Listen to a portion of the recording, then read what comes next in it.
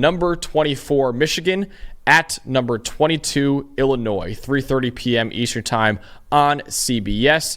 Storylines know this is Michigan's third starting quarterback in 7 games. The defending national champs have been scrambling to find a replacement for J.J. McCarthy all year. And head coach Ron Moore confirmed this week that 7th-year quarterback Jack Tuttle will be making his first career start since the 2022 season when he was actually at Indiana while he was there against Illinois this week. He was inserted last week against Washington a couple weeks ago against Washington, Wolverine's last game when Alex Orji was benched, and Jack Tuttle had a 42.8 grade against Washington in that loss for Michigan. So Tuttle, like I said, is the third starting signal caller for Michigan. Davis Warren was first. Alex Orji was second. Jack Tuttle now third. Time will tell if they'll give any kind of spark for what's essentially a non-existent passing game. But if you looked at what he did 2 weeks ago against Washington with a 43 grade pretty much, you're pretty pessimistic about that. So we'll see what he does in this one, but Michigan will be starting a new starting quarterback again for the third time in 7 games now. Yeah, they're certainly reaching for straws, aren't they? I mean, they've tried the Alex Orji run the ball every play thing. They tried a traditional-ish passer in Davis Warren. Now they're going to try an experienced one in Jack Tuttle, who made a couple good throws against Washington, but I think the key there is you just can't turn the football over, right? And that's what really hurt him in that game.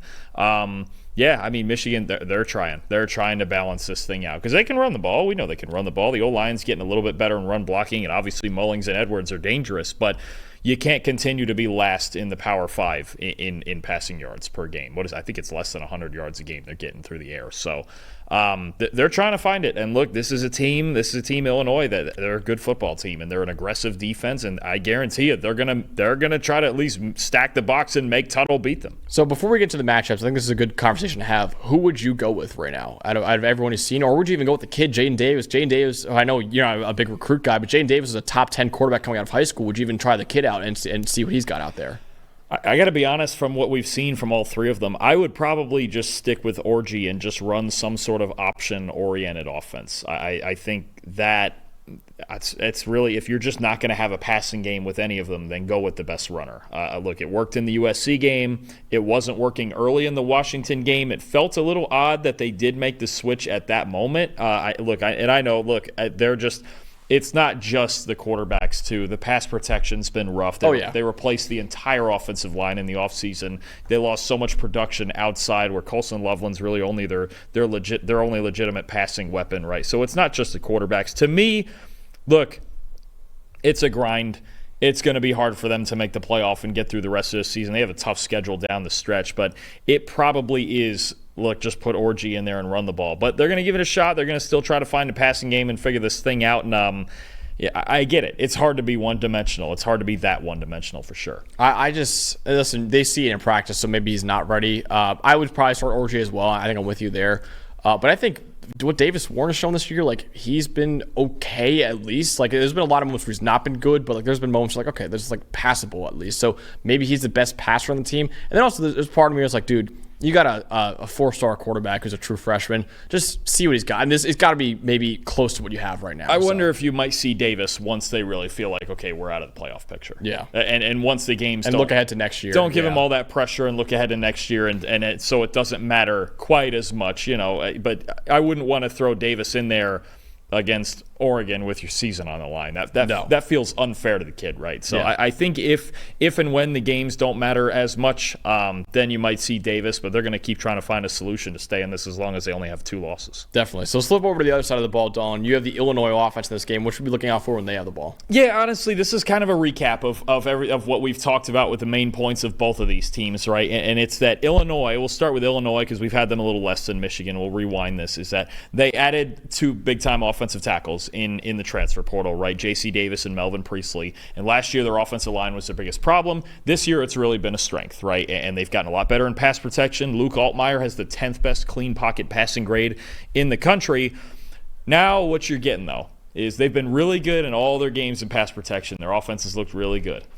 Except for that Penn State game where they scored on the very first drive and then did not score again, and they had a 24.9 pass blocking grade in that game, as all your guys, Abdul Carter and Zane Durant and Dennis Sutton, the one really elite pass rush that they played, dominated them, right? And look, 80% pass rush win rate, right? It was something gross like that. I mean, and it was dominant. And Penn State right now, they're 7th in pass rush grade, which sounds about right for Penn State. Michigan's number 1. Yep. And as we've talked about this Michigan defensive line all year, we talk about the offense and the quarterbacks and the run game and all. Michigan's front 4 on defense is the reason they win ball games. So you could easily argue it's the best defensive line in the country.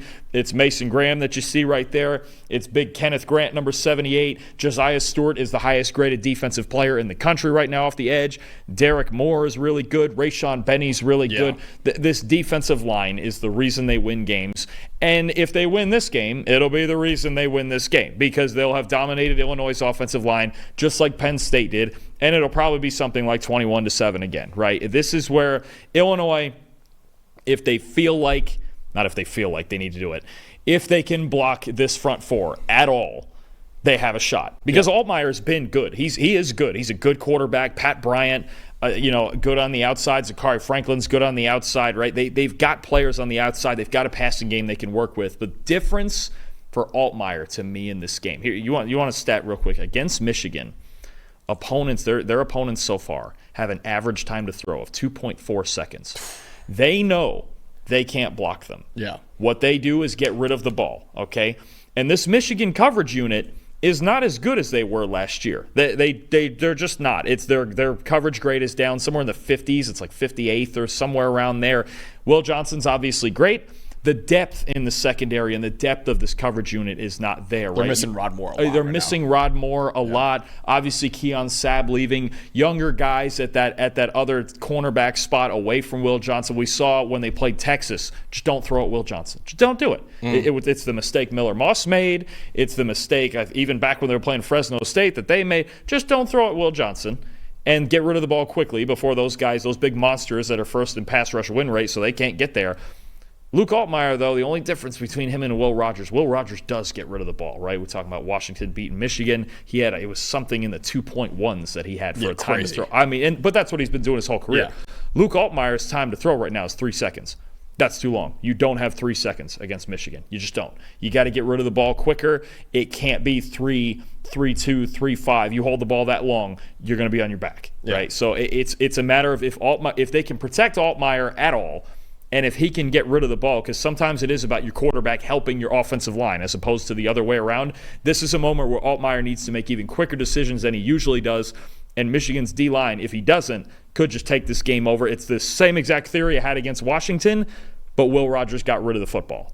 Can Altmaier do that? Can he get it to open guys? Because, again, Michigan's depth and coverage is not as good as it was last year. And honestly, Altmaier, too, and we talked about this in the Penn State preview with them, is that Altmaier, his splits when he's kept clean versus under pressure is drastic. Like, he is one of the best quarterbacks in America when he's kept clean. He's not very good under pressure, right? So that's a major thing as well. Is that if that Michigan defensive line creates consistent pressure like Penn State did, you can make Luke Altmaier look not great out there. That's exactly what Penn State did and why Penn State was able to dominate in that game. And Michigan's got an opportunity to do the same thing defensively in this one. And the other side of the ball, Dalton, you have a clear advantage for Michigan on the defensive side of the ball. They got an advantage on the offensive side of the ball too, because Illinois' run D has not been great this year. And listen, Michigan really is living and dying by the run game, which especially in this game, that's why I probably would have started Alex Orji to add even more to that run game. But they're starting Jack Tuttle, but even with Jack Tuttle in there, they've got an advantage with this run game right now. They run the ball this year on 55.8% of their plays. That's the 4th highest rate in the Power 4.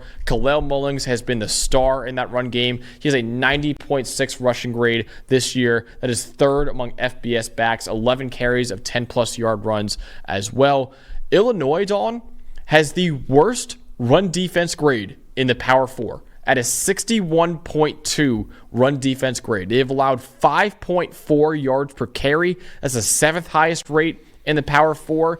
They're pretty good at not allowing running backs to break too many tackles, but the issue is they give up 2.1 yards before contact per attempt, which is the 9th most in the Power 4. So maybe in this game, when you don't have to worry about an elite passing game, like Penn State has a really good passing game, you don't got to worry about that, right? So maybe you could stack the box more and have an easier time of contacting the ball carriers earlier and bringing them down earlier. But Kalel Mullings has shown the capability to win games on his own before. That, I think, is the matchup to here, is that Illinois' run D has really been bad this year, and Michigan offensively, they're just going to run the ball. That's just what their offense is right now because they don't have a consistent pass game to speak of. So I think Michigan, at least on the offensive side of the ball, has an advantage if Illinois' run D is as bad as they've been all year. Yeah, no, and when you mention that yards before contact stat, that tells me their defensive line is not getting it done at the first level, right? They're not plugging holes. They're not allowing their linebackers to fill in these gaps. They're not getting it done up front. So it is a good opportunity then for Michigan's offensive line to really just move people, right? Just create space up front. And look, all Michigan's trying to do is get 5 yards a clip. They're not. I know Mullings has broken off a couple of big runs. We know Donovan Edwards can break off some big runs, but they're trying to get 5-6 yards at a time, and they're trying to slow this game down and just play at their pace and keep time of possession and just be the more physical football team. They definitely. I think this is the problem for Illinois. Is it feels like for as much as Michigan has struggled, even especially offensively, it kind of feels like Michigan's the more physical team in this game. That's a big problem for Illinois. Absolutely. So, Dawn, who wins this game in Champaign, Illinois, and who moves up a little bit in the top 25? I'm going to take. I fell for it last time against Washington, but I'm going to take Michigan again in this one. Even though that one turned out to be a mini mistake, they didn't execute. Washington won the fourth quarter, but I'm going to take Michigan 20-16. I think they do drag it into just that ugly game that we're used to Michigan playing, and I just can't get the idea out of my head that Illinois against Penn State after that first drive had a great first drive. They didn't score the rest of the game, and Penn State kind of did it, right? They didn't get a lot of explosives, right? Illinois' pass defense is good. It's a lot of man coverage. Penn State kind of used Nick Singleton to just grind them down slowly, and their defense and their pass rush just kept taking more and more of Illinois' confidence from them as the game went on, to where it did feel like all of a sudden when Penn State got a 2-score lead, it really felt like the game was just done. Even at 14-7, when it was like that for a long time, it just felt like, man, Illinois, I don't know how they're going to get points because they just can't protect, right? And if you can't protect against Penn State, pretty good chance you can't protect against Michigan unless you're really changing things, getting rid of the ball quicker, and maybe you got some tricks up your sleeve. But I'm going to take Michigan. I think this game gets dragged down to their speed, 20-16. I'm going Michigan as well. I got 24-21. I think the defensive line is going to dominate, just like Penn State's did. And then you even saw in the Penn State game, too, Nick Singleton and other guys, and Katron Allen, are able to have some big runs against them. I think Kalel Mullings and Donovan Edwards are going to do the same thing as well, take advantage of a vulnerable Illinois run defense. So it'll be close, 24-21. I have it. I do think there's an opportunity there for Illinois' run defense to be a little bit better just because you know what's coming, right? For Penn State, you didn't really know what was going to happen to you, and Nebraska, you didn't really know if they're going to run the ball or not. Michigan, you know they're going to run the ball, right? So that could be an advantage for Illinois, but at the same time, they've really struggled at run defense this year, and with that defensive line against that offensive line and how bad Luke Altmaier has been under pressure throughout his entire career, honestly, I got to go with Michigan in this one, 24-21.